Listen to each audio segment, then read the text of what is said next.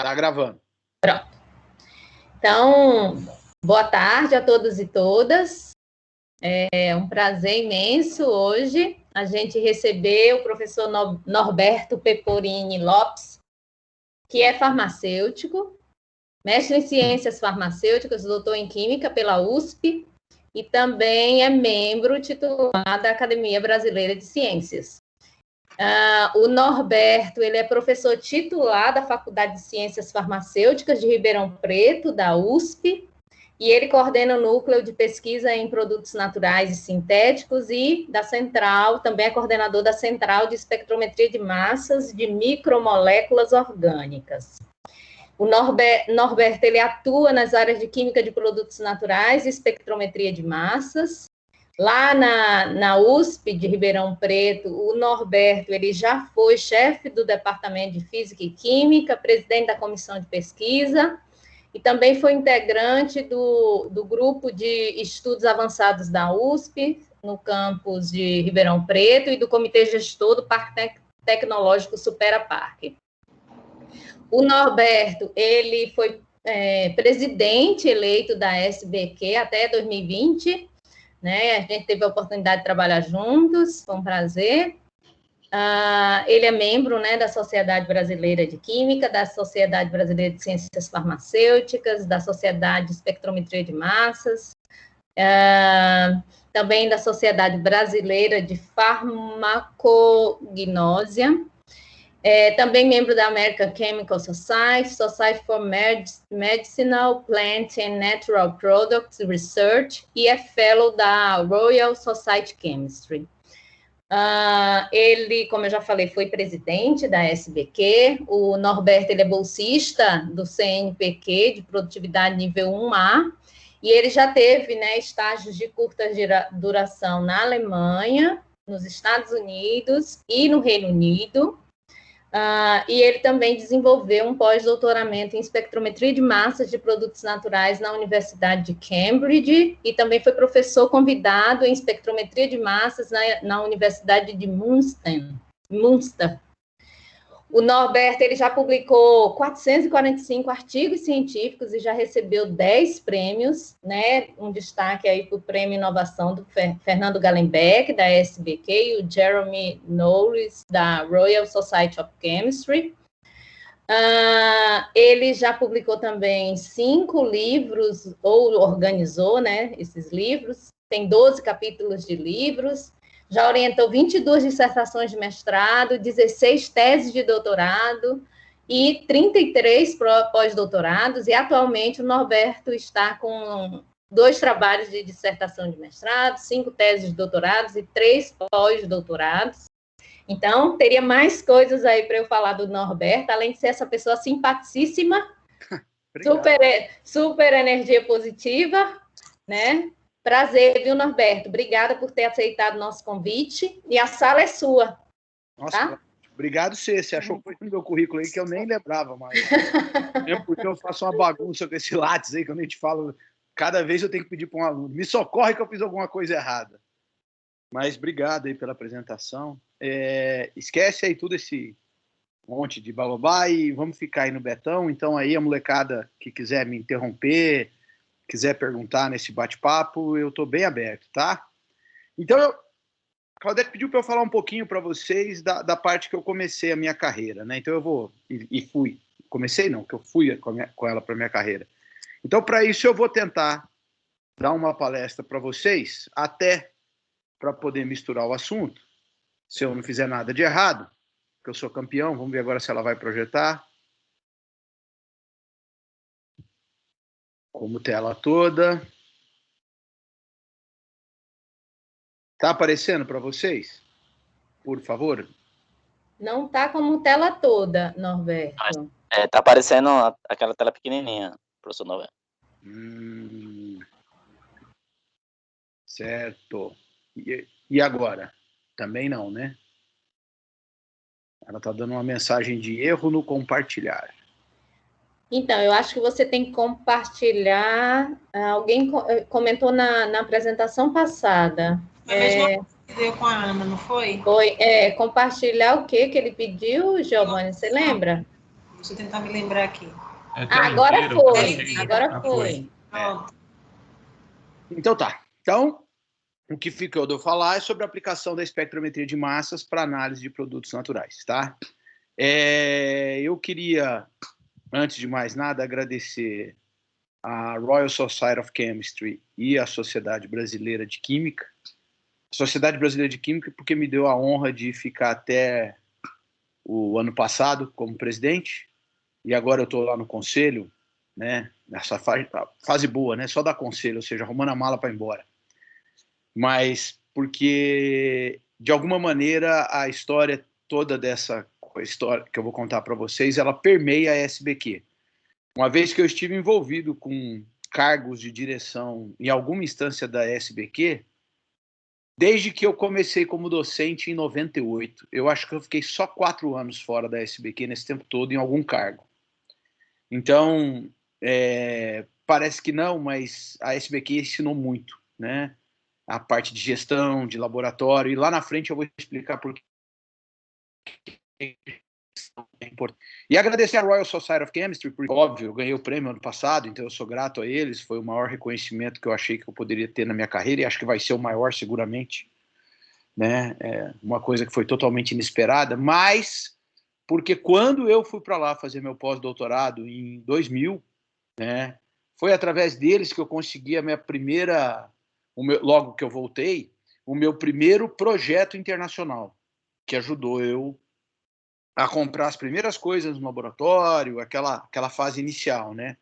Então, eu sou grato a essas duas sociedades científicas, e como eu ia aqui falar com alunos, então eu começo por isso, porque eu acho muito importante o engajamento de alunos em sociedades científicas.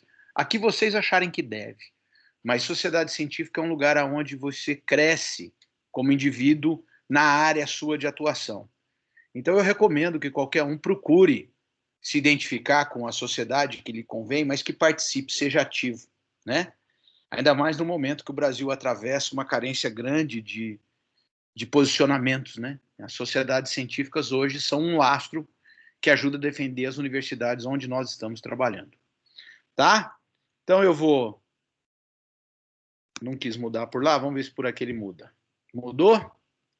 E eu vou começar então falando da minha faculdade, onde eu fiz a minha graduação e onde eu sou docente. Eu me formei na Faculdade de Ciências Farmacêuticas, quando a Faculdade de Ciências Farmacêuticas era só... Deixa eu ver se eu consigo pôr uma opção de ponteiro mais bonitinha. O laser é mais bonitinho. Quando a Faculdade de Ciências Farmacêuticas era só isso aqui, né? Hoje ela é isso aqui tudo. E na época da graduação eu já me interessava muito por ciência. Então eu, como bom aluno de C, você procura um estágio por semestre, você vai andar, né? E eu comecei trabalhando inicialmente com glicemia de répteis, eu sempre tive uma vocação muito grande para biologia, e inclusive isso foi motivo de conflito no meu vestibular, entre farmácia e biologia, e vou mostrar também durante essa apresentação em que momento que essas linhas voltam a se cruzar. Saí dali, fui trabalhar um pouco com fermentação de açúcar, usando modelos de Saccharomyces cerevisiae. Não significa que eu gosto de cerveja, não, viu? Fui só trabalhar com isso por outra razão, mas gosto. E ali eu estava numa época que ainda não se conhecia o sistema Regulon e Operon propriamente dito, né? Então, ou seja, nos primórdios da genética molecular. Mas que já foi interessante, em ambos os casos, a conexão que existia aqui era açúcar, porque com répteis eu trabalhava com o metabolismo da questão do açúcar, ou seja, os répteis, ou principalmente as cobras, elas se alimentam e só vão comer depois de muito tempo, mas o nível de açúcar se mantém constante. Eles têm um mecanismo diferente de nós mamíferos. E aqui eu já estava indo de novo entender metabolismo. Isso me chamou muita atenção. E de tanto mexer, no final da minha graduação, quando a Alemanha ainda era uma só, eram duas, aliás, não eram uma só, eu terminei a minha graduação em Tübingen, na Alemanha. E lá eu fui pela primeira vez trabalhar com plantas. E era engraçado, porque eu tinha uma resistência a trabalhar com plantas, porque eu venho de uma família de fitoquímicos. Meu pai e meu tio são fitoquímicos. E eu tentava, então, não seguir o caminho da família.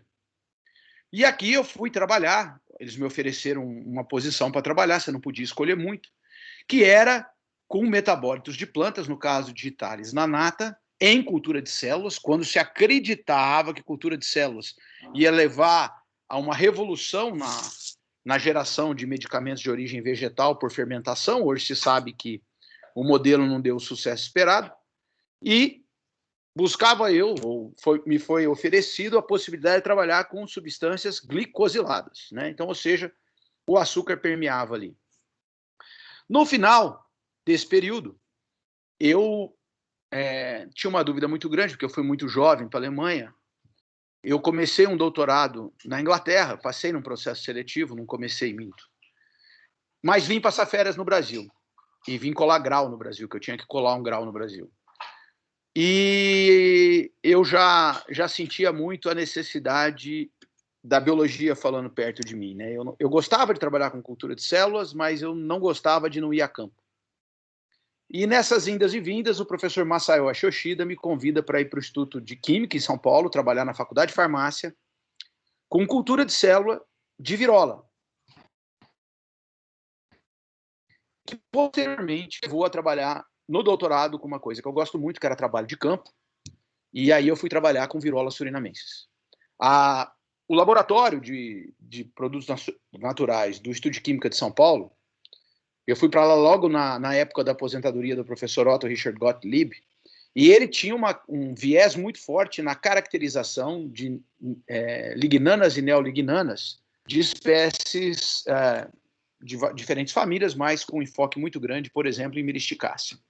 E eu fui trabalhar com virola surinamense, mas o Masayoshi estava começando uma linha dele, né, um pouco mais separada, e nós fomos tentar fazer cultura de células.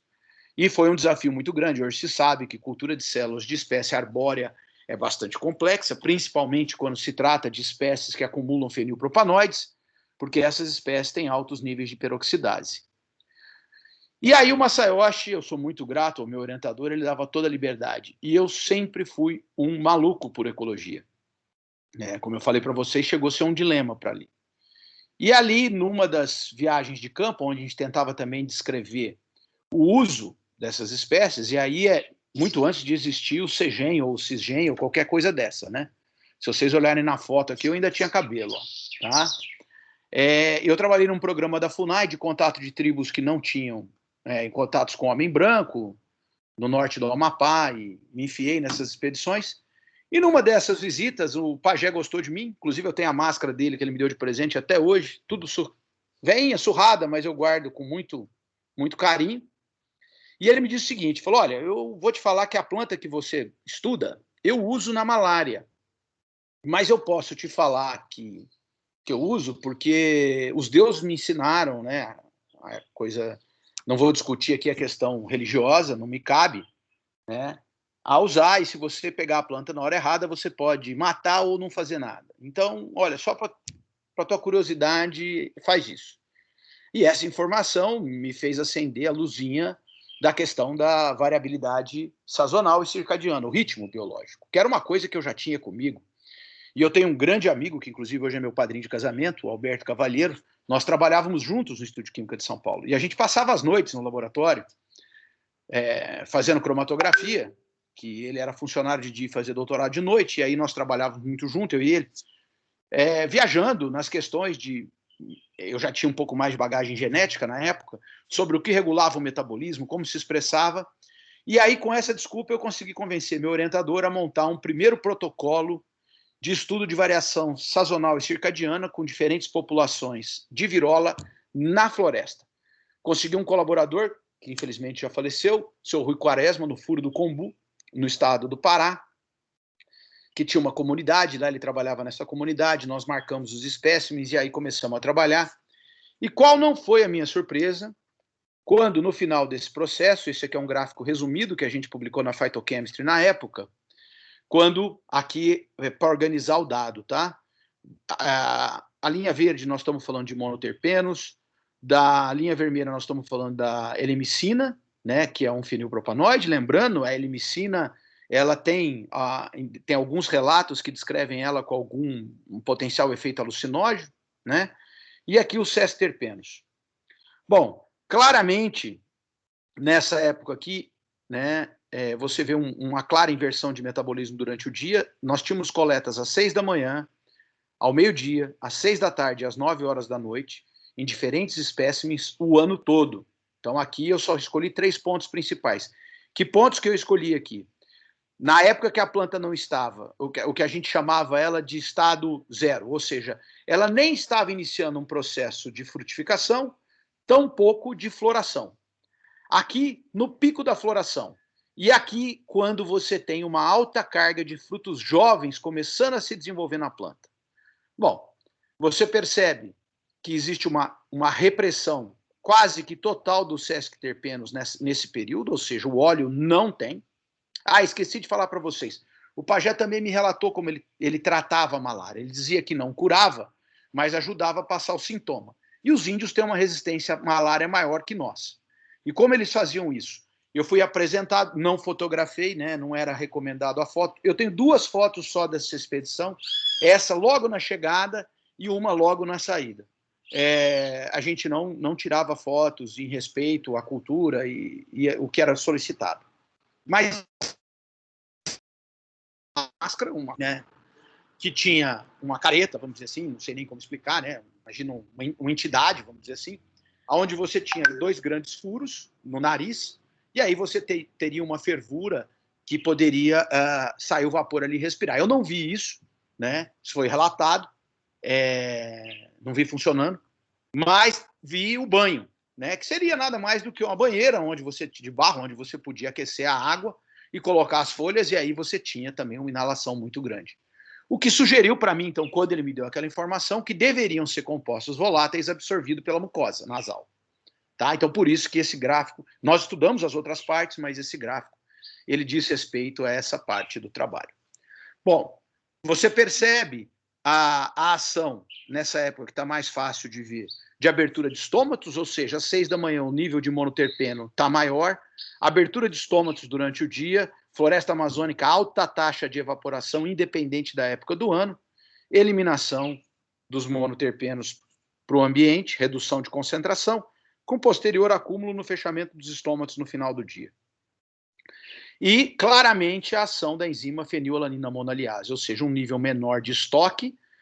A fenilalanina monaliase, que é a precursora desse metabolismo, ela é induzida pela luz ultravioleta. Durante o dia, então, a concentração aumenta, diminuindo às 18 horas, você cai ao nível basal novamente.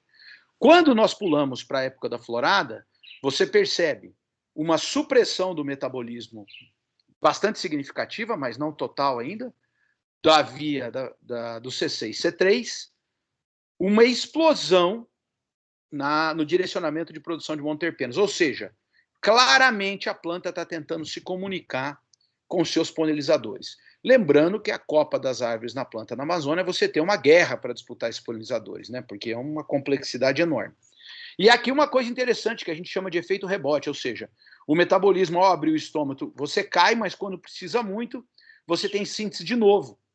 E aí você repõe em altos níveis, ou seja, você tenta manter o máximo de eficiência, um gasto energético muito grande no metabolismo dessa substância, para possivelmente garantir a maior eficiência. Quando a gente salta, e o sesquiterpeno aumenta um pouquinho, né? Não pode nem dizer que você tem um grande aumento aqui, porque o que pode estar acontecendo aqui, às vezes, são formações extras, né? De consequência de 10 unidades para 15. Quando a gente pula agora para a questão dos frutos extremamente jovens, a gente está chegando em que época? Época de água. Tá? Qual o maior problema que qualquer fruto jovem, onde você está rico de gordura, vai ter na Amazônia? Infecção.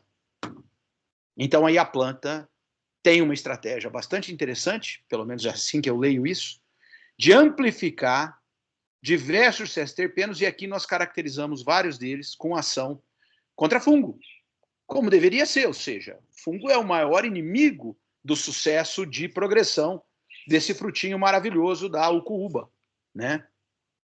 Com isso, cai de novo significativamente os monoterpenos e os mono, e desaparece praticamente a via do fenilpropanoide.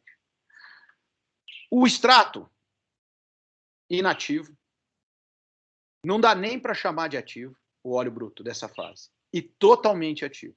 E daqui nós isolamos uma substância que inibe a produção do dolicol, do plasmodium, que seria uma versão do colesterol deles. Significa o quê, então?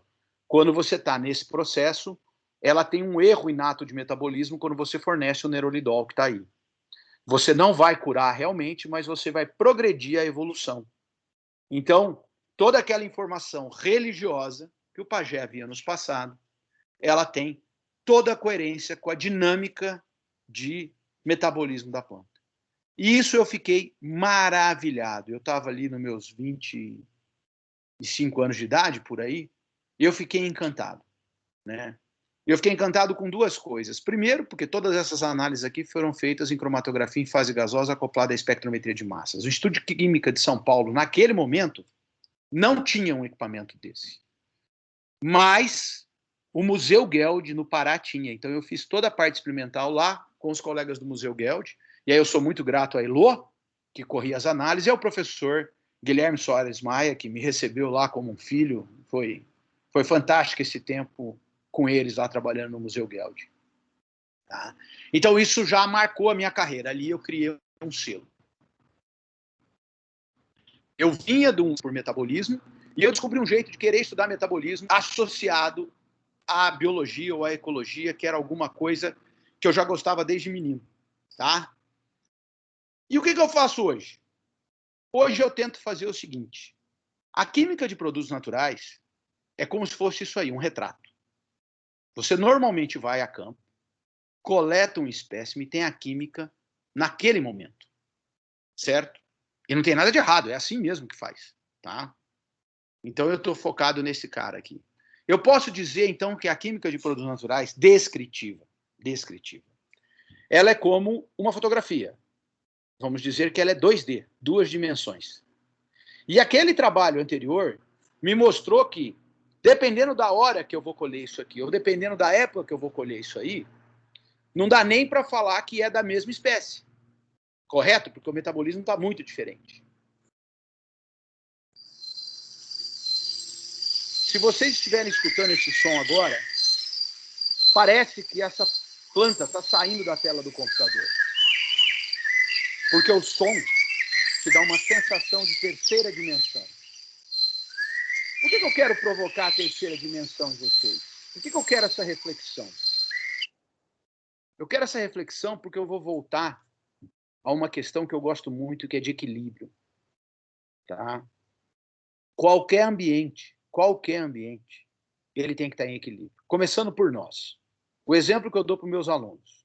Eu, Beto, normalmente não fico de mau humor. Tá? Então, normalmente você me encontra de manhã, me cumprimenta, eu vou falar, bom dia, como é que você está, tal?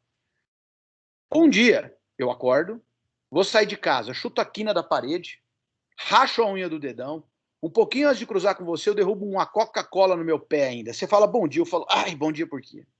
Né? Ou seja, eu não estou no meu equilíbrio, a minha resposta é completamente diferente. Se a gente for em qualquer tratado médico antigo, né, nós vamos ver uma definição como saúde, como um equilíbrio.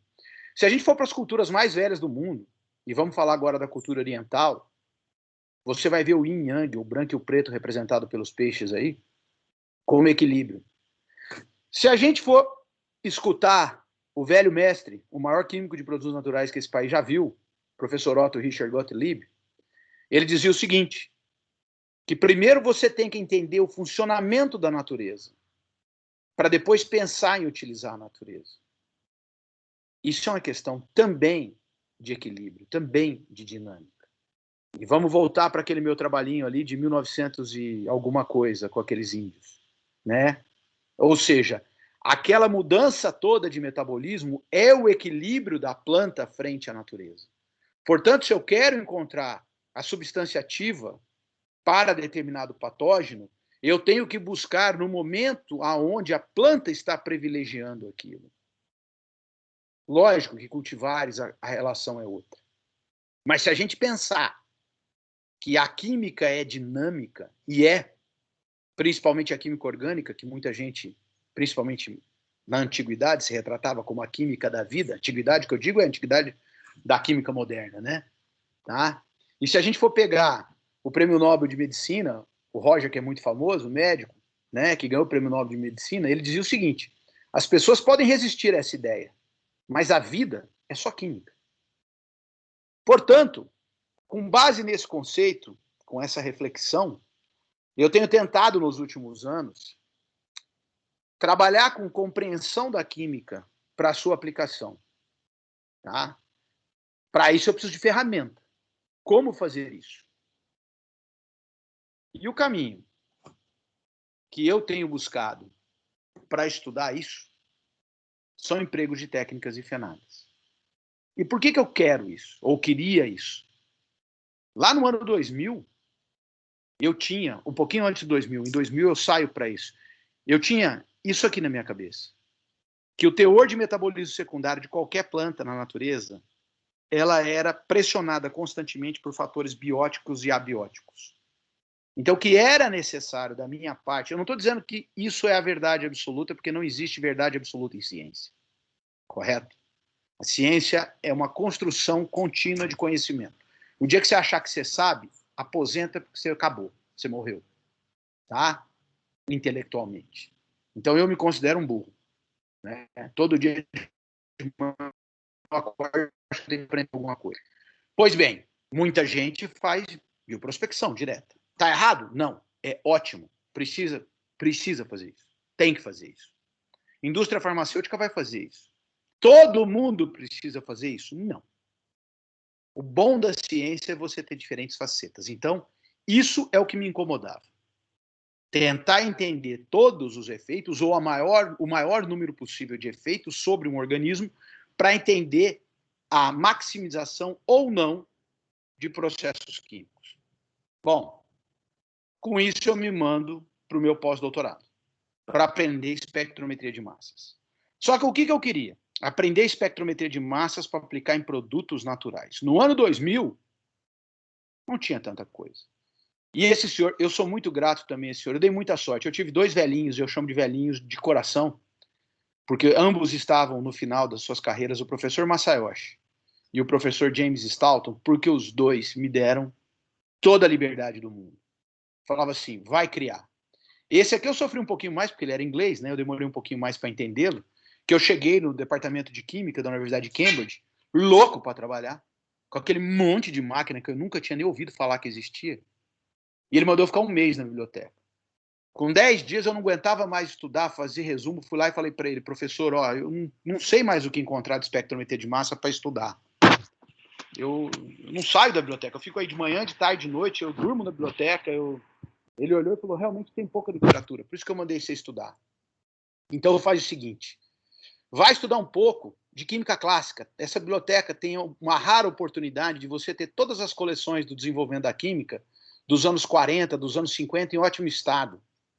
Pensei comigo, falei, esse cara tá maluco. Mas tudo bem, fui lá e fiz isso. Quando eu já tinha estudado mais um monte, eu fui lá e falei com ele, professor, eu preciso começar a trabalhar, o Brasil está esperando que eu trabalhe. Posso ir para lá? Ele falou, não. Agora você pode viajar, pega uma semana e vai viajar. Eu falei, por quê? Foi porque a sua cabeça está lotada, eu preciso que você amadureça tudo que você viu. Porque o campo que você vai entrar não tem nada. Eu fiquei pensando, falei, esse cara é maluco. Mas viajei. Quando eu chego, ele me fala o seguinte, olha, na Inglaterra, naquela época e até hoje, os grandes laboratórios normalmente trabalham associados a startups, spin-offs, né? O Brasil está começando a aprender a fazer isso. E ele tinha uma, onde eles modificavam micro-organismos geneticamente, e por massas eles tentavam entender se os micro-organismos, que eram produtores de produtos comerciais, ou seja, eles queriam variantes de substâncias que estavam no mercado, podiam estar ali, porque se tivesse, eles iam isolar e fazer um aumento de escala. E isso patrocinado por grandes empresas farmacêuticas. Bom, lá vou eu, né? Trabalhar com isso. E o meu primeiro desafio foi trabalhar com a monencina. Eu falei, mas professor, monencina é pra lá de conhecido. Ele falou, então, mas eu tenho uma bactéria aqui que fermenta, uma das linhas nossas são poliéteres, né, a linha mais forte, e até hoje ninguém sabe o que acontece com a química em fase gasosa. Por isso que dá tanta coisa errada. Falei, esse cara tá de brincadeira. Fui lá procurar, não tinha nada. Ninguém se atrevia. O cara falava que o IN era uma coisa, outra. E ali eu entendi por que ele mandou eu estudar a química dos anos 50 e dos anos 40. Que é a época que os químicos não tinham tantas ferramentas assim, estava começando, né? Você tinha lá um bom infra, um bom UV, os caras começando a discutir. Você tinha o EI, mas de uma coisa muito singela, né? E você tinha McLaughlin explodindo na racionalização de reações em EI. Aquilo era... Falei, agora eu entendi. E ali eu me apaixonei por uma segunda área da ciência, que foi a química em fase gasosa. Hoje eu sou maluco por essa questão de mecanismo. Maluco, eu adoro isso. Trabalho com isso de manhã, de tarde e de noite, se deixar. Né? E esse que eu esqueci de passar antes, que deu erro, esse trabalhinho, essa visão toda que eu tinha, junto com um aluno meu de doutorado, a gente escreveu uma revisãozinha para o Química Nova, que tem quase 500 citações. Vocês... Querendo testar umas baterias de 6 volts, entendeu? Do elemento monobloco. Aí ele vai passar umas especificações aí da bateria, para ver se a gente consegue testar no laboratório. Aí assim que ele enviar, eu te encaminho.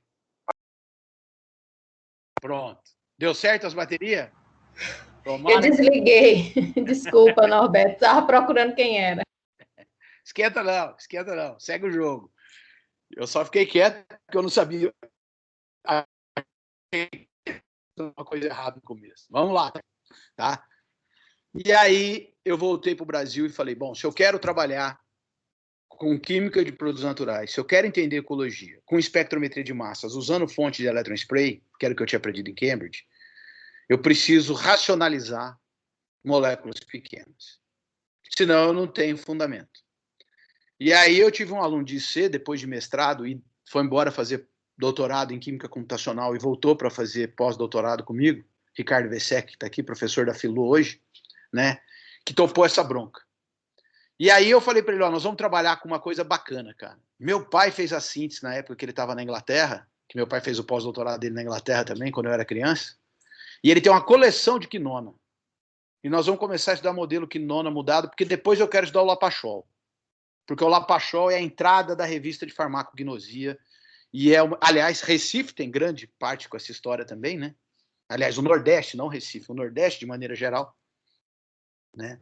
Da tentativa da inclusão do Lapachol, e chegou na clínica no Brasil por um tempo, do câncer. E aí a gente publicou diversos trabalhos sobre o conhecimento da química em fase gasosa. Basicamente, até hoje a gente faz isso, com diferentes modelos para dar suporte à literatura. A gente estuda toda a química de ionização em fontes de fase gasosa. Fazemos cálculo de estado de transição, né, estabilidade de íon, aplicando química computacional. E com isso a gente consegue desvendar as vias de fragmentação, não com a genialidade do que McLaughlin fez para ir, porque McLaughlin só teve um na humanidade, não vai ter dois. Tem o filho que é brilhante, mas não é igual ao pai, né? Mas a gente conseguiu colaborar. Tanto que a gente conseguiu colaborar que em 2016 nós fomos convidados pelo NPR para escrever o primeiro compêndio das reações, ou organizar as reações em fase gasosa de moléculas orgânicas de baixa massa. E aí eu contei com outros 2 amigos, o Daniel Demarque, que fez doutorado comigo, ele fez graduação no Mato Grosso do Sul, mestrado na UFMS, e aí veio fazer doutorado comigo e foi embora para a Alemanha.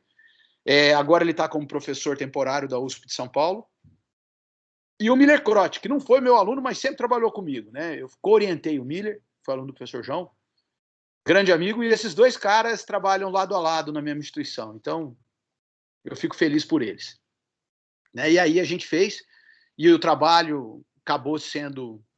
Esse trabalho tinha uma relevância interessante, porque primeiro uma empresa produtora de equipamentos de massa, eu posso falar o nome aqui, Bruker, se ofereceu para pagar o Open Access, para poder usar e divulgar esse trabalho para o pessoal que usa seus equipamentos, ou de maneira geral, né, quem trabalha com molécula pequena. E aí eles nos convidaram, por causa da relevância, para fazer a capa, e a gente quis usar o electron spray, nada mais é do que uma fonte de vapor, onde você aplica um campo elétrico para gerar carga. E aí a gente quis usar Foz do Iguaçu para realmente, né, Foz do Iguaçu está como as 7 maravilhas do mundo moderno, né, lá na natureza, para homenagear o Brasil sobre esse aspecto. Né? Então, pronto. Agora eu estava bem solidificado para trabalhar com espectrometria de massas, com molécula pequena. Mas eu tinha mais um problema ainda, que era a reação de ionização. Porque os equipamentos, na época, diziam o seguinte, que os equipamentos de espectrometria de massas por elétron spray geram carga através de reação ácido-base ou coordenação. E logo na tese de doutorado, de mestrado, de dissertação de mestrado, da minha mulher, né, que eu fui orientar, ajudar, que ela queria fazer uma parte analítica, eu vi que a teoria estava furada. E aí a gente desenvolveu uma linha de estudo de racionalização da transferência de carga entre a fase vapor e a fase líquida. Porque até hoje existe uma briga muito grande. Tem uma corrente que fala que a carga só transfere aqui, tem uma corrente que fala que é aqui, e eu vou falar para vocês que é nos dois. E o exemplo é quando, que ela só ocorre aqui, é quando você está, por exemplo, com carotenoides e xantofilas, ou retinoides também. Por quê? Substâncias que têm um baixo potencial de oxidação, isso foi até legal, eu não vou mostrar aqui para vocês, mas permitiu gerar um modelo de reação e ionização que alguns alemães hoje usam como screening de atividade oxidante em processos sintéticos para suplemento alimentar. Tá? Imagina a loucura que é isso aí. Tá?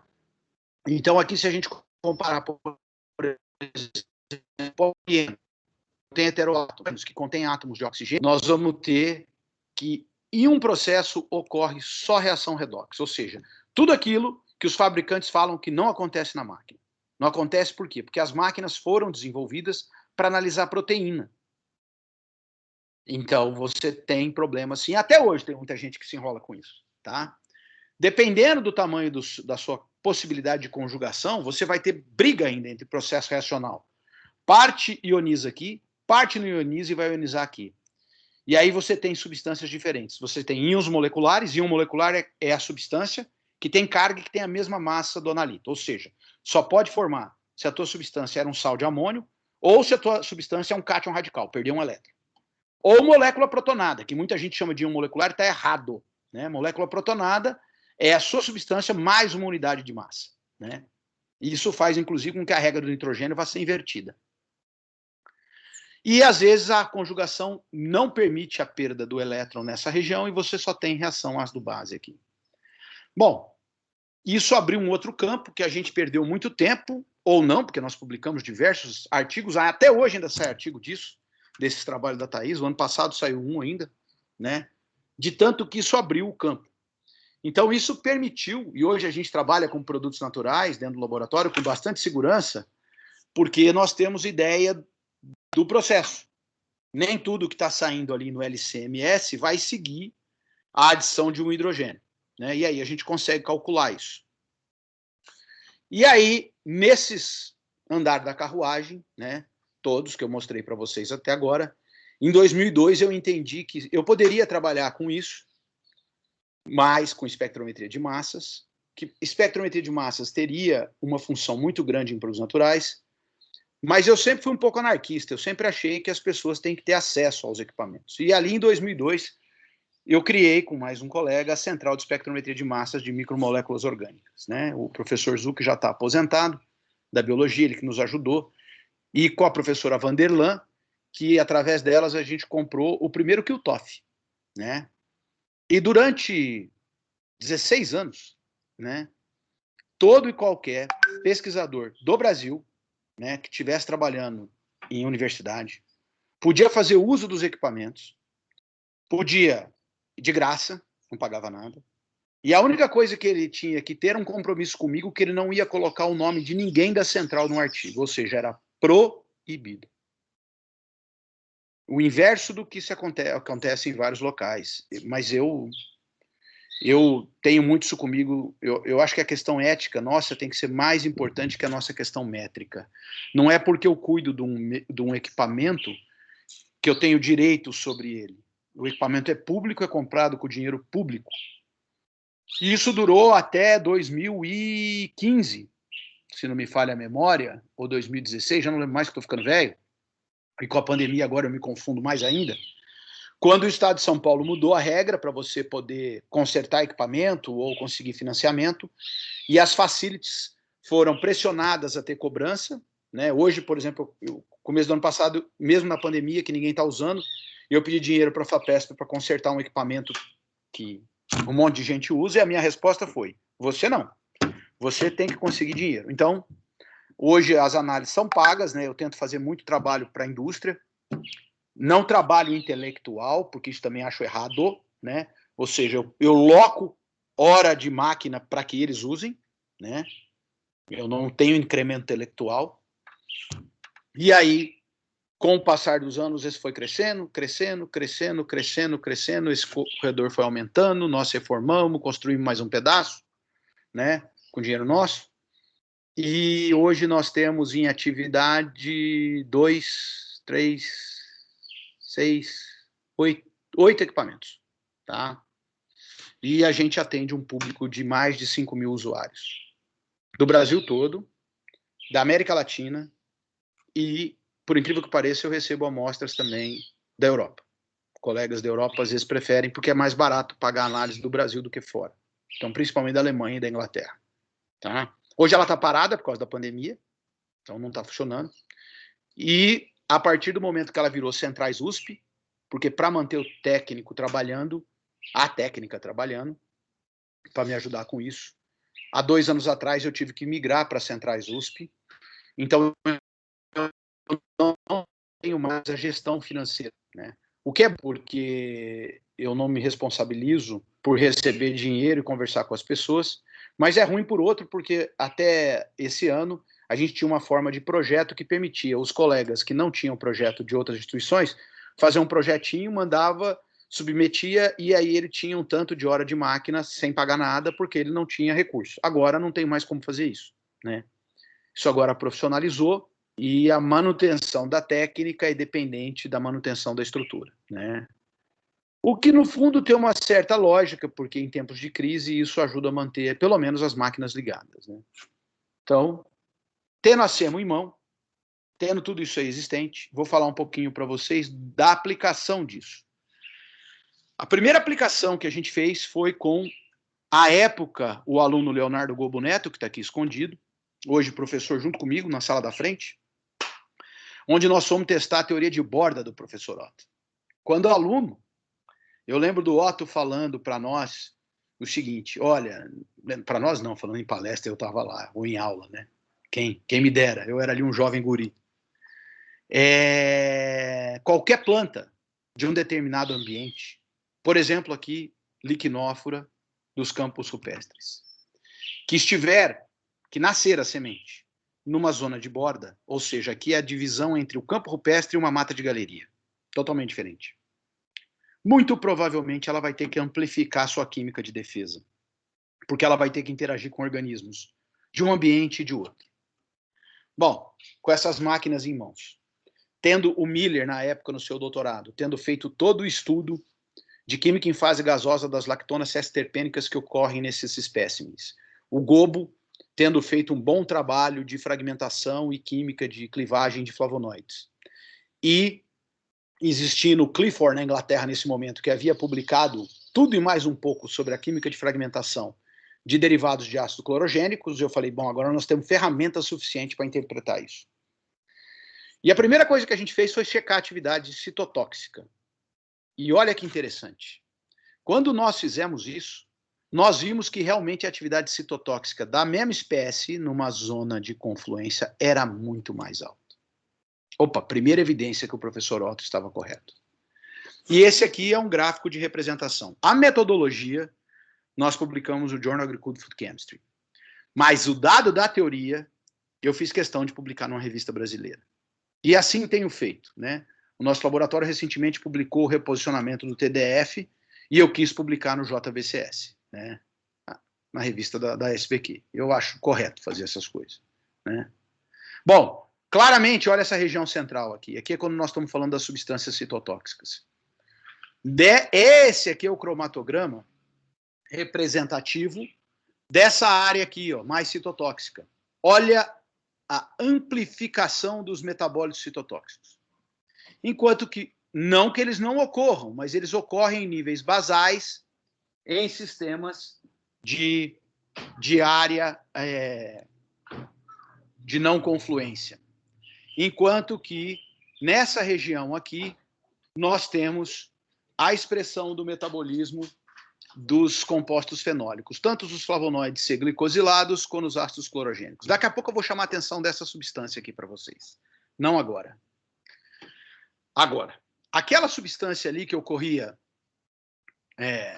aqui você vê um desvio, tá? Isso é um desvio porque nós analisamos mais de 300 espécimens. Então você tem um desvio cromatográfico que é corrigido pelo padrão interno. Mas todos esses caras aqui são os mesmos. Percebam que essa substância, independente da região e da altitude, que é essa daqui, vicenina 2, ela ocorre. Isso, para mim, nessa primeira espécie, me mostrou, falou, peraí, essa substância deve ser muito importante para o arnicão, que é a Liquinófora salicifolia. Mas eu fiquei curioso com isso, e eu dei um desafio. Na época eu queria entender um pouco mais da aplicação de MALDI em metabolômica, usando espécie de herbário que dá para aplicar isso. E a Madeleine Ernest, uma aluna da Suíça que veio fazer mestrado comigo aqui no Brasil, aceitou o desafio, e nós saímos analisando, primeiro criando o protocolo, que não existia nenhum, né? E depois tentando entender plantas dessas regiões aqui. E nós vimos o seguinte, que independente da espécie de liquinófora que eu fosse estudar,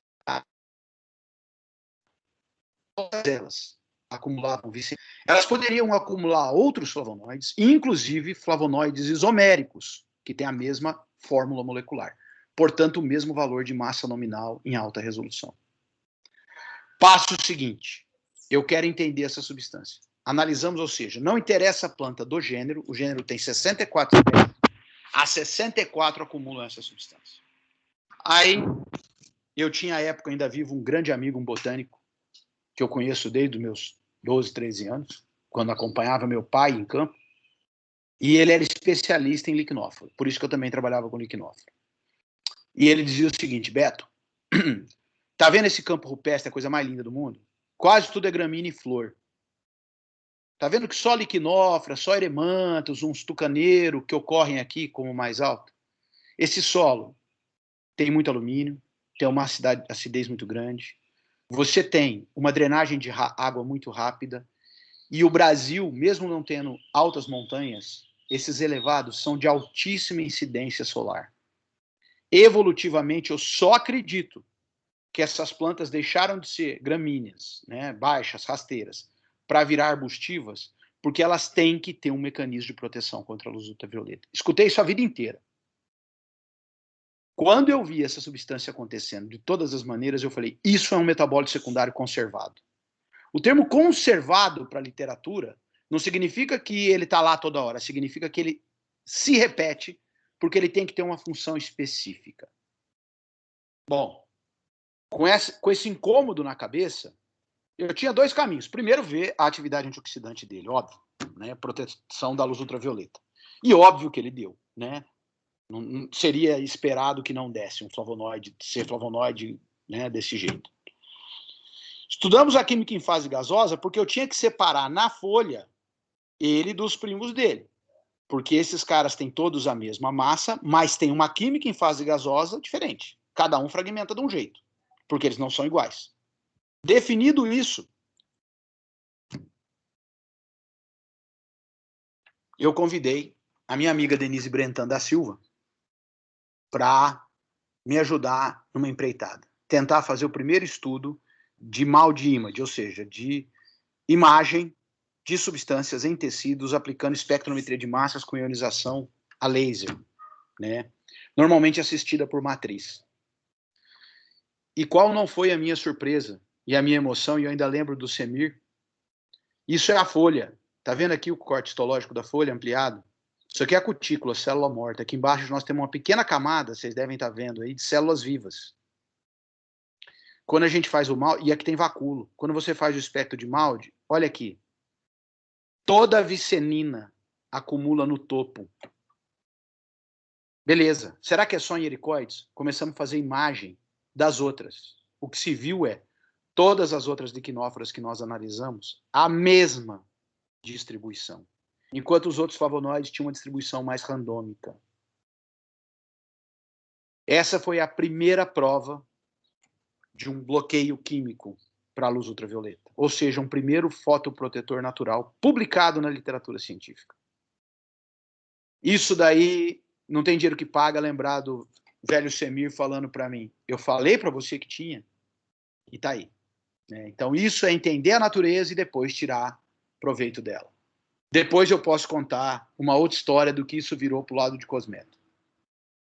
Uma homenagem ao João Semir, que nos deixou há 2 anos e meio.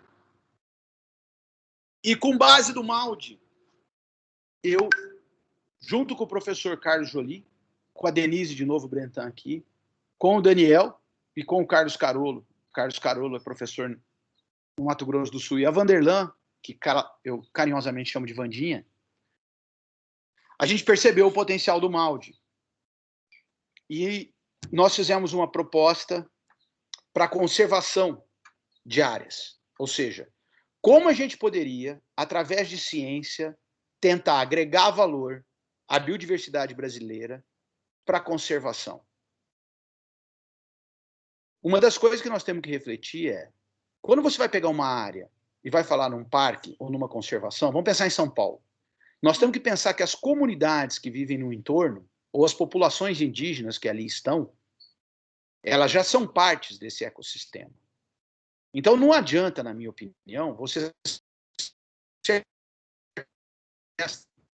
falar que agora, porque à noite alguém vai entrar para cortar palmito, alguém vai entrar para caçar, porque as pessoas têm fome.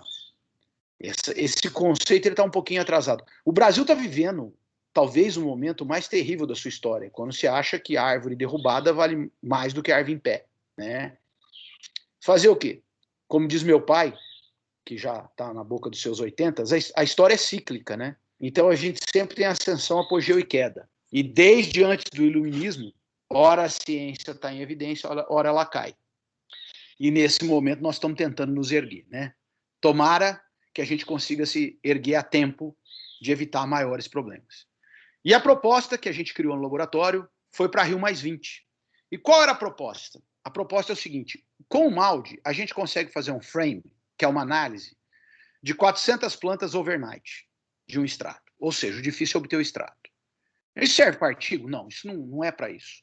A proposta era, se Maldi tem essa possibilidade de trabalhar em alta velocidade, em high throughput, né? A ideia era você pegar uma área de conservação, e aí a gente pegou uma área da Mata Atlântica, onde o professor Joly trabalha, e aplicar na análise rápida das folhas, de preferência ainda eu preferia folha caída no solo, folha seca, das espécies de grande densidade. Para que isso?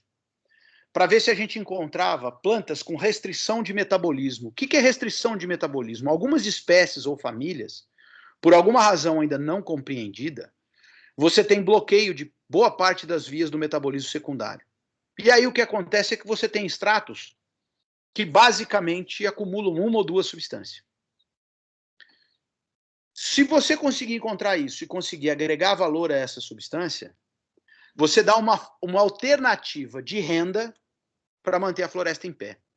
Nossa, vocês foram um gênio. Que nada. Isso daí nada mais é do que uma adaptação do projeto Pirarucu, que o Brasil hoje faz com uma relevância fantástica. O Pará é exemplo para o mundo do programa Pirarucu em Mamirauá. É maravilhoso o projeto. Quem são os grandes guardiões? A comunidade. Não precisa nem de fiscal do meio ambiente lá. Porque a comunidade passa a preservar o processo. Bom, mas isso era um modelo teórico, né? Vamos aplicar. Esses 3 malucos aceitaram o desafio. Junto com um número sem fim de botânicos sob o comando do Joly, que nos forneciam o material em grande quantidade. Proposta do ciclo é análise rápida do maior número possível de extratos de metabólitos secundários de polaridade média e polar que poderiam ter restrição de metabolismo. Se encontrasse alguns desses, passar por uma tentativa de elucidação estrutural, classificação desses compostos chaves, existindo, entrar em contato imediatamente com o governo, criação de um protocolo produtivo, de preferência cristalização em água, usando água quente, para transferência na floresta. E essa comunidade poder chegar no mercado.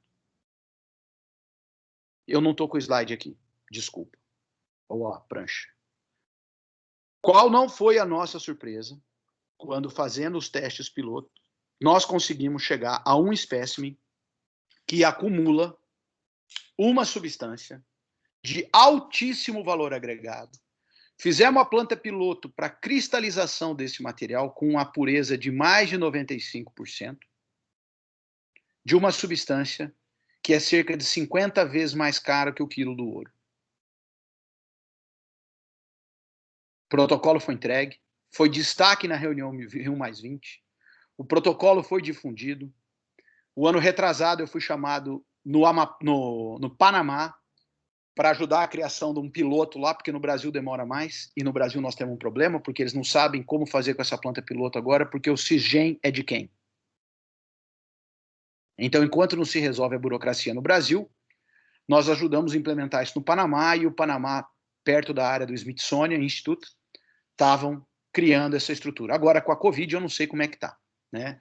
Mas o início do processo eu fui lá ajudar a implementar. E tomara que esse modelo possa dar certo no Brasil e em outras localidades para ajudar a preservação. Então, olha só onde a gente saiu com a espectrometria de massa. Até agora eu não mostrei para vocês um ensaio farmacológico, tá? Que é o que eu estou tentando mostrar de racionalização. E o desafio? O desafio para mim hoje é tentar integrar plataformas onde eu possa entender micro-organismo, por exemplo, animal, aqui um animal, e até o ser humano, dentro de uma estrutura de diferentes técnicas, tá? Focado, no meu caso, em metabolômica. Então, basicamente, a gente trabalha com algumas estratégias. Uma eu já falei para vocês, vou projetar já já, que é o suporte da química em fase gasosa que a gente aprendeu com química computacional. Outra, junto com o meu amigo Peter Dorenstein, da Universidade de San Diego, na Califórnia, ele criou o GNPS, na época da sua criação. Nós ficamos aqui no Brasil responsável pela alimentação de parte do material de plantas, e principalmente de plantas da América do Sul, né, de esqueletos, não de planta, desculpa, né, mas de esqueletos, interpretação de esqueletos, porque naquele momento nós já tínhamos, pelo menos, definido a química em fase gasosa de cerca de 500 ou 600 substâncias orgânicas, né? Então, baseado, a gente ajudou a juntar essas duas informações. E o que a gente trabalha hoje, que recentemente publicamos no Analytical Chemistry, né? Tem 2 trabalhinhos em sequência, onde a gente tenta combinar a informação agora de literatura, informação taxonômica com GNPS, com química em fase gasosa, para acelerar ataque de compreensão de sistemas. Bom, como que a gente faz isso? A gente faz através de 4 blocos. Primeiro, amostragem, depois aquisição de dado, pré e pós-processamento de dados e quimiometria. O desafio aqui, sabe onde é que está? Aqui e aqui. Por incrível que pareça, a grande dificuldade que nós temos hoje, ainda no século XXI, é transformar em alguma coisa possível de compreender os dados da literatura. Por quê? Não porque as pessoas fizeram errado. Porque cada um segue um protocolo. Porque era assim, por exemplo, no tempo do meu pai, ele só tinha interesse por lactonacéis terpênicas. Então eles faziam extratos e faziam vermelho. Tem banda de carbonila? Estuda, não tem, joga fora. Depois, fracionava o extrato, faz e vê. Tem banda de carbonila? Tem. Então eu vou trabalhar. Não tem, não vou trabalhar. Então toda a outra química era jogada fora. Então essa informação, ela se perdeu. Então, desenhos amostrais ainda é um desafio muito grande. A aquisição de dado é dinheiro. Se você tem dinheiro para pagar ou comprar, e hoje em dia eu recomendo fortemente que as pessoas pensem mais em pagar a hora de máquina do que ter hora de máquina, do que ter a máquina, tá? Porque dá um trabalho danado manter, com o dólar desse tamanho, a gente consegue comprar, mas manter, conseguia, né? Agora não consegue nada, né? Agora esquece. Até a gente sair desse pré-iluminismo que a gente vive hoje, né? Vai demorar um pouquinho, mas volta, tá? Então, se você tem acesso ao equipamento, aquisição de dado, ok. Depois, o maior problema que eu vejo são processos de bioinformática. Ou seja, a gente apanha ainda para fazer alinhamento de coleções de espectros, né? Então, esse também é um desafio importante.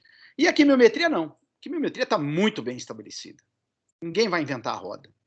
Então, isso é uma coisa que dá suporte para você poder trabalhar com metabolômica de vários organismos de uma vez. O racional desse processo a gente publicou nessa revisão em 2017, se alguém tiver curiosidade, tá? E eu vou dar 3 exemplos agora. Eu falei da planta antes, vou mostrar um pouquinho do que a gente fez com a abelha, um pouquinho com organismo marinho e com rãs, para mostrar a abrangência disso. Todos eles a gente segue da mesma coisa. Ah, esqueci, tem mais um pouquinho, só mais um, de planta, que na realidade vai falar da abelha. Quando eu estava trabalhando com as minhas arniquinhas, sempre tem um que vem na sua orelha buzinar, né? Vamos estudar essa abelha aqui, vamos estudar essa abelha aqui, vamos estudar essa abelha aqui. Ela visita outras asteráceas também. Bom, numa dessa eu topei. E lá atrás, com o Túlio, que era um aluno de doutorado do Zuc, aliás, no mestrado eu comecei a estudar comunicação química de abelha com eles, aplicando os modelos. Mas o Eduardo sempre me convenceu a estudar as abelhinhas da arnica. E a gente começou a aplicar modelos de GNPS e aquele que está no Analytical Chemistry para poder entender a distribuição de fenólicos em colmeias de abelhas sem ferrão. Tá? Então aqui tem um resumo e a estratégia que a gente trabalha de nódulos. Mesmo eu sendo um dos caras que ajudou a desenvolver o GNPS, eu não acredito em anotação direta. O brasileiro está usando muito essas plataformas e acreditando que a primeira coisa que aparece lá é a substância. Não. Os bancos falam para você, ó, isso aí parece com aquilo.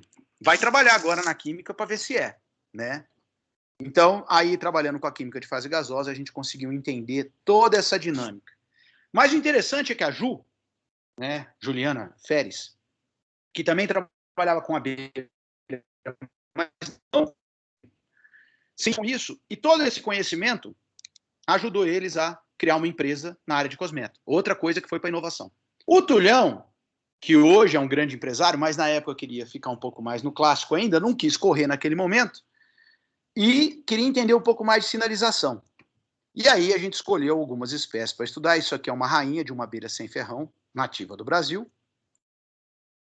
Não funcionou. E não vai funcionar. Acreditem em mim. Quando esse vídeo funciona, não é sempre que ele funciona. Eu fiz alguma coisa errada no meu computador.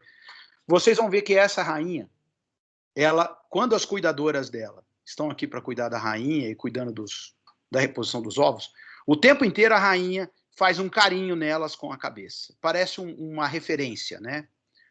E essas espécies, elas são engraçadas. Diferentes de apis mielíferas, se a rainha morrer por alguma razão, essas operárias imediatamente começam a ovular para manter a colmeia forte, produzindo operárias até uma nova rainha eclodir, né? E aí o Túlio tinha interesse em entender essa inibição dos ovários. Olha aqui, um ovário inibido, um não inibido. E esse aqui é o Tulhão. E a gente foi tentar entender esse troço. Esse troço acabou se expandindo. O primeiro trabalho de entendimento a gente publicou no Scientific Reports, o segundo nós publicamos no Nature, Ecology and Evolution, porque aí a gente já se associou com o pessoal da Austrália e tentamos entender a evolução dos inibidores, que eu vou mostrar já já, que são hidrocarbonetos, na história evolutiva. O desafio agora é que a gente conseguiu alguns espécimes fossilizados em âmbar, estou brincando de Jurassic Park, né, que vieram da República Tcheca, com 40 milhões de anos, mas ainda não consegui um jeito de fazer a extração. Ainda estou lá brincando de olhar para o âmbar para ver como é que nós vamos fazer isso. Mas a gente conseguiu fazer a árvore evolutiva desse processo e entender que essa rainha produz uns alcanos que são anticoncepcionais, vamos dizer assim, das operárias. O desafio agora era como provar que a rainha estava fazendo isso. A minha teoria, olhando, e do Túlio, olhando o filme, é que ela deveria fazer isso pela cabeça. E aí a Denise, que já tinha trabalhado com outro desafio, pegou o desafio de fazer espectrometria de massas, de imagem, da cabeça da rainha. Aqui está a cabeça da rainha, o corte histológico, né? Aqui você tem os ductos, os oscilos. O que interessa era um hidrocarboneto. MALDI transfere carga por reação ácido-base. Como protonar um alcano? Quimicamente, se eu falar isso para vocês iam falar que eu era louco. Bom, depois de muita tentativa, a gente conseguiu criar um cristal líquido que tem lítio na sua concepção e a excitação desse líquido iônico, desculpa, a gente consegue... O meu celular quis falar comigo, quis explicar o que era líquido iônico. Pode deixar que eu me viro o celular. Consegue transferir lítio para o alcano, ou seja, litiar o alcano em fase gasosa. Com isso, a gente conseguiu construir a imagem de cada ponto. Significa o quê? Você pega aqui, você dá um tiro de laser num espectro, outro tiro de laser aqui, um a cada 15 micrômetros e obtém o espectro. E aí você organiza os espectros para uma geração de imagem. Então, essa foi a primeira imagem de um alcano na literatura mundial. E nós conseguimos provar a distribuição dessas substâncias na cabeça da rainha. Aqui são diferentes substâncias, essa é a mais ativa, ela produz mais. Essas também são ativas, são parecidas, né, estruturalmente, um átomo de carbono a mais, um a menos, uma coisinha besta, às vezes um alceno, né, mas mostrando, então, que a rainha tinha aquele comportamento porque a contaminação, ou seja, o controle da natalidade, né, era feito, da natalidade das operárias era feito através dessa secreção, tá? Finalmente um exemplo, finalmente não, ainda não é finalmente, que vocês pediram que eu coloque é longo, então eu estou indo bem devagar e contando um monte de história. Dos marinhos, e aí foi um convite da minha amiga Letícia Lotufo para trabalhar com materiais da costa brasileira, né? Os biólogos foram para esse monte de lugar bonito, não me levaram, né? Tudo bem, fazer o quê? E a ideia nossa era estudar 2 organismos, 2 palitoas, o que eu sempre enrolo a língua para falar, e o Caribiorum, em diferentes localidades do Brasil. Água quente, água, por incrível que pareça, fria já, né? Porque aqui é o Rio de Janeiro, e no sul, aí não preciso nem falar, tá? E essas são as regiões. Bom, o que a gente esperava era fazer um estudo metabolômico. Mas a gente já vinha estudando metabolômica e integração de técnicas, e em 2017 nós tínhamos escrito eu escrevi junto com meus alunos de pós-doutorado na época, e todos eles eram pós-doutores, uma revisão para o Chemical Society Review sobre protocolos de integração, e nessa busca, um trabalho tinha me chamado a atenção, que o coral está ficando branco no mundo, todo mundo sabe que o coral está morrendo, vai para cá, vai para lá, mas está sendo percebido também que o coral é um dos organismos que pode ter resposta às variações climáticas mais rápidas, muitos de morrer, mas muitos de sofrerem evolução, em grandes saltos rapidamente. Tá? E isso me chamou muita atenção. E aí eu comecei a estudar um pouco ler um pouco mais sobre essa questão, dessa incorporação, né, no DNA, essa capacidade de mutação, né? Principalmente porque os 2 organismos que a gente estava começando a estudar naquela época, eles co-ocorrem junto com os corais. Né? Tem até um apelido de coral mole, mas não é. Uma vez eu chamei de coral mole, tomei uma bronca, nunca mais, porque eu não sou biólogo, fiquei quieto. Né? E qual era a nossa ideia, então? Criar diferentes protocolos de metabolômica desses organismos, onde eu pudesse analisar desde substâncias de baixa massa molecular e baixa polaridade, até substâncias de alta massa molecular, em torno de 5, 6 mil unidades de massa atômica, totalmente funcionalizada. Tá? E correlacionar com os dados da base oráculo do oceano em questão. Do oceano não, da região do oceano que a gente está trabalhando em questão. Né? Essa base bioráculo ela é fantástica para isso. E esses são os principais parâmetros que a gente escolheu para trabalhar. E aí nós criamos, para o mesmo organismo, protocolos de ionização por elétron, por cromatografia em fase gasosa, com detecção por espectrometria de massas com ionização por elétron, elétron spray, que é o LCMS, que vocês conhecem, MS, e o MALDI-MS, que eu acabei de falar para vocês. Com isso, todos os dados, a gente criou códigos de barra, como esse aqui, né? E gráficos de dispersão, para a gente entender. E qual não foi a minha surpresa, ou a nossa surpresa, quando nós vimos que dos 2 bichinhos, né, os 2 palitoas, eles tinham química, mesmo sendo espécies diferentes, 2 espécies diferentes, eram mais parecidas em um ambiente do que a mesma espécie em outra localidade. Foi claro? Imagina, Palitoa caribiorum, do Nordeste, tinha química mais parecida com o seu irmão do que o Caribiorum do Sul. Isso me chamou muita atenção e também me remeteu àquela teoria de borda do Otto. Falei, será que isso está se repetindo? E aí no gráfico de barra, no código de barra, porque é impossível, imagina você pensar em milhares de compostos de metabolômica aí, e ainda por cima, trabalhando tudo isso, né, ao mesmo tempo, tinha a questão da metagenômica. Por quê? Porque podia vir uma teoria que não tem nada a ver com o Otto, tem a ver com o micro-organismo. Por quê? Porque esses animais, eles mantêm micro-organismo aqui dentro. Então, provavelmente, a população de micro-organismo dessa região não é igual dessa região, não é igual dessa região. Aí saem os dados de transcriptoma. Né? O que a gente vê? Esquece. A microbiota associada era a mesma. Então, vamos construir código de barra e vamos ver o que está dando a diferença. E nós percebemos que o que fazia essa grande diferença porque aqui nada mais é do que aplicação de quimiometria. Então, o que fazia essa diferença, né, fazendo a análise em detalhe, era os compostos que a gente detectava por LCMS, ou seja, de polaridade média.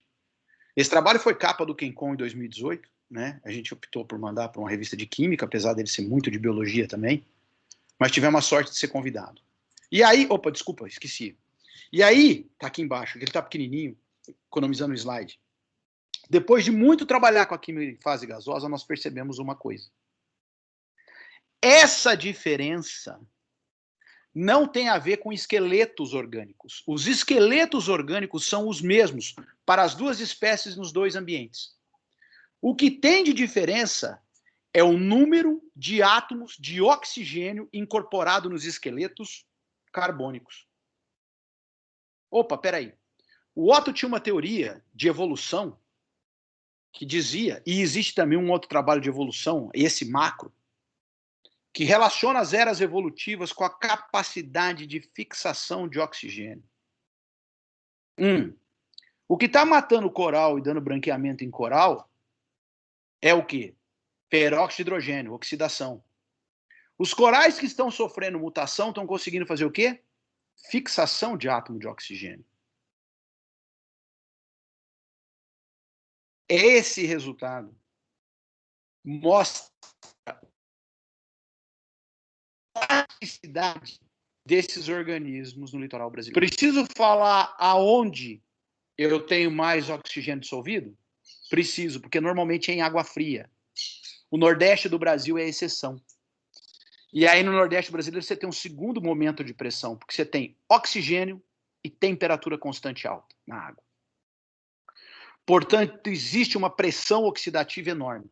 Só que esses organismos conseguiram se adaptar muito bem de fixar os átomos de oxigênio nos compostos orgânicos, criando assim, não só mais substâncias de defesa, como uma adaptação ambiental.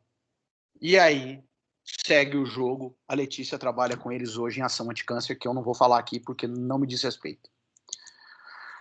O passo mais difícil para dar em seguida, na minha opinião, é aumentar ainda mais uma ferramenta ômica. Se a gente conseguisse isso, a gente poderia dar um passo a mais, né? E o exemplo que eu vou dar para vocês voando é com RAM.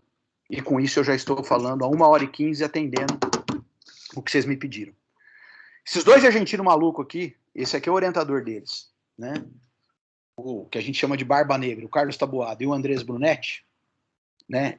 Esse aqui hoje professor nos Estados Unidos, esse aqui pesquisador na Argentina, os dois já contratados, me procuraram que eles tinham muito interesse em entender sinalização química de rãs, de anfíbios. Quando o Andrés bateu na minha porta, eu falei, cara, isso é muito legal, mas dá pra gente fazer um monte de outras coisas diferentes, e comecei a mostrar para eles as ideias que eu tinha naquele momento. E esse Andrés sempre conta uma coisa. Eu falei para ele assim, rapaz, a gente vai conseguir publicar isso aqui em revista de alto impacto, fazer isso, fazer aquilo. Ele até hoje fala que saiu da minha sala e falou assim, gente, esse cara é maluco, ele não sabe o que ele está falando. Eu vim aqui para estudar cheiro de rã. Bom, resumo da ópera. Esse foi a primeira rede molecular integrada que nós fizemos com todas essas espécies de rãs, de diferentes gêneros. Quando você faz um cluster desse gigantesco dentro do GNPS, você faz o quê? Você consegue segregar químicas únicas. Olha aqui que interessante. Tá vendo essa bolinha aqui no meio? Só tem verde aqui, não tem? Aqui tem um monte de cor diferente. Significa que esse metabolismo secundário só ocorre nessa espécie. Esses íons não existem em nenhuma das outras espécies. Isso aqui nos chamou muita atenção. Principalmente pelo fato, porque essa rã que tem essa coisa, evolutivamente, ela deu uma enganada em Darwin. As teorias da evolução diz que nenhum animal superior que veio para a Terra poderia ter ou teria capacidade de fluorescência ou luminescência. Vocês acabaram de ver ela brilhando. E sabe como é que eles descobriram? Sorte. O Taboado é um cara muito criativo. E para pegar essas rãs, eu fui em coleta com eles algumas vezes, isso aí é um aguapé, tá? Isso ocorre em área alagada, principalmente no Pantanal do Brasil tem muito, no Chaco argentino tem muito. Como é que você coleta isso? Dentro d'água. Bom, qual é a jararaca mais comum no Pantanal? Chama boca de sapo. Por que será que chama boca de sapo? Porque ela come rã e sapo. Então vamos dizer que esse aí não é um ambiente mais agradável para você ficar enfiando a mão à noite. Tá? Então ele teve uma ideia, ele falou, vamos pegar a luz ultravioleta, a gente ilumina o aguapé. Se você vê alguma coisa comprida, escura, em cima do verde, a cobra corre. Se você vê um pontinho que não está brilhando, é porque deve ter uma rã em cima da folha do aguapé. Quando ele iluminou a rã floresceu. Porque a iluminação dela é fraca para os nossos olhos. O comprimento de onda que ela emite. Bom, com base naquela descrição química, a gente conseguiu caracterizar uma família de compostos que, depois de muito cálculo teórico e todos os estudos genéticos de caracterização dos bastonetes, nós vimos que ela consegue absorver a luz da Lua, o espectro de 400 nanômetros, e devolver. E olha que interessante, o 400 é o máximo de absorção da visão da RAM, que não é o nosso máximo, tá? Bom, isso quebrou um dos primeiros dogmas da biologia em reprodução, porque anfíbio se reproduz como? O macho canta e solta cheiro. A fêmea vem por rumo. Tanto que em anfíbios, você tem rãs, você tem os chamados machos satélites, que são aqueles que ficam em volta do macho mais forte, dublando. Quem sabe eles enganam uma fêmea e reproduzem. Essa espécie, a fêmea enxerga de longe o macho dublando. E aí a gente conseguiu caracterizar essa substância, que hoje já tem um grupo dos Estados Unidos fazendo síntese, aonde nós estamos não agora usando para farmacologia, mas para acendedor de lâmpada, né? Mas esse trabalho foi capa do PNAS, foi destaque na Nature, mostrando a importância da evolução. A gente continua trabalhando e percebemos ainda que essas espécies têm uma estratégia maluca, né? Porque aquele verde também nos incomodava. Se você matar essa rã e tirar a pele dela é transparente, amarela. E como é que a gente enxerga verde? A gente enxerga verde porque, tirando aqui onde você não tem pigmento amarelo na pele, aí você percebe ela branquinha, você vê um azul aqui dentro, as biliverdinas, essas substâncias aqui, são tóxicas. Isso aqui a gente conhece muito pelo fato de quando a gente bate a perna, vai jogar bola, toma um chute, fica roxo, que a gente fala, né? Não é roxo, é azul escuro, e é essa substância que nosso corpo tem que eliminar porque é tóxica. Esses anfíbios evoluíram modificando uma proteína, a serpinina, uma delas modificada, fazendo um estudo proteômico, a gente conseguiu, então, provar a formação do complexo e, com isso, entender a cor verde. Porque o complexo é azul, com amarelo, a gente enxerga verde, tá? Continuando esse trabalho ainda, das cores e da função delas, faltava a emissão dos compostos, né? E aí nós vimos que os compostos que elas produzem, e aí todas elas, as verdes e as marrons, são iguais, são baseados nessa família de substância que não são produtos naturais. As pirazinas, a gente não espera que isso fosse de animal, nem de planta. A gente esperava constituintes voláteis do tipo mono e sesquiterpeno, e aldeídos, porque elas comem inseto, e aí o inseto come folha, seria esperado. E aí a gente continuou trabalhando para entender não só a comunicação química visual, mas também os micro-organismos que estavam ali e as imagens por espectrometria de massa para entender a distribuição. Percebemos claramente, no primeiro momento, falamos, vamos ver o que tem ali. Uma distribuição enorme de peptídeos antimicrobianos. Falamos, então, peraí, então, a substância que a gente encontrou lá, que é luminescente, já é tóxica para micro-organismo. Agora tem os peptídeos que são tóxicos. Por mais que pirazina deve ser de micro-organismo, não deve ter micro-organismo ali, porque ela deve manter o sistema limpo da glândula. Mentira. A microscopia mostrou que a glândula estava cheia de micro-organismos. Vamos tentar isolar, então.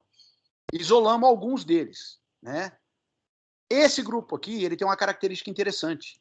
Esse grupo, depois que a gente fez todo o trabalho do RNA, do 16R, 16S, desculpa, nós identificamos duas novas espécies, e esses caras, evolutivamente, possuem a capacidade de hidrolisar esses peptídeos antimicrobianos. Opa, peraí, será que a gente tem um primeiro caso de simbiose aí? Vamos para o próximo passo. O próximo passo foi fazer o transcriptoma dos micro-organismos que estavam envolvidos em todo esse controle que eu estou mostrando para vocês da RAM até agora. O que nós descobrimos? Que existia sequência genética que produz o precursor. Então, a transcriptoma está reforçando. Fizemos a expressão do dado de transcriptoma e percebemos a capacidade de liberação dos peptídeos tóxicos. E vimos que a gente encontrava outros, não só aquele, mas alguns outros. Fizemos um detalhamento maior do GNPS só da glândula. Descobrimos uma nova família de alcaloides, esse dado não está publicado ainda, e que carregam na sua estrutura, ligados a ele, um aminoácido, carnitina, que é liberada dentro do sistema. Bom, a gente sabe que algumas pseudomonas são, vamos usar uma brincadeira aqui, fanáticas por carnitina como fonte de nitrogênio. Fizemos imageamento por massa e vimos a coexistência, localização dos caras no mesmo lugar. Finalmente faltava o quê? Colocar tudo junto para crescer. Todas essas substâncias que eu falei para vocês até agora, na placa de Petri, junto com o alcaloide da carnitina, e ver o que acontecia com aquele micro-organismo. Tudo junto estimula o crescimento dele. Além de tudo, mantém um ambiente limpo, porque mata outros micro-organismos. Sabe o que acontece nessa placa de Petri? Começa a exalar as pirazinas. Sabe o que acontece com os peptídeos? Tendo todo esse conhecimento de efeito, nós modificamos alguns deles sinteticamente para averiguar. E hoje nós estamos com resultados maravilhosos em cima de diversas cepas resistentes de infecção hospitalar. Né? Então isso agora mostra o outro lado que eu queria falar para vocês. Entender a natureza lá do começo e a aplicação direcionada. E a gente conseguiu organizar uma primeira pintura sobre um sistema integrado de metabolômica, genômica, proteômica e transcriptômica, e tentando entender função e interação ambiental, e disso na busca racional de ativos. Falando que eu comecei a trabalhar com química de planta, comecei a estudar metabolômica, pensando na busca de novos compostos ativos, muito pensando em ecologia, e o passo que eu arrisquei a dar, mas ainda muito de forma, eu ainda acho que eu sou muito amador, estou começando, de integração de técnicas, trouxeram resultados que eu acredito que são as perspectivas para as novas gerações. Se eu tivesse que começar minha carreira hoje, eu ia ser bioinformata para entregar essas plataformas. Eu acho que o futuro está aí. Agradeço o meu grupo de pesquisa, muito festeiro, né? Esse aqui está em Recife, ó. Trabalha aí. Deixa eu ver, tem mais um que está em Recife, vamos ver se ele está aqui. Não tá. Ah, esse aqui também está no interior aí, né? Então, agradecer essa turma toda, agradecer os outros docentes que são comigo atuantes no GNPS, e eu queria agradecer muito a minha família, ao Cauê, o Luquinha, a Thaís, porque sem eles eu não consigo me dedicar a fazer o que eu faço. E vocês pela atenção. Obrigado. E agora a gente pode voltar.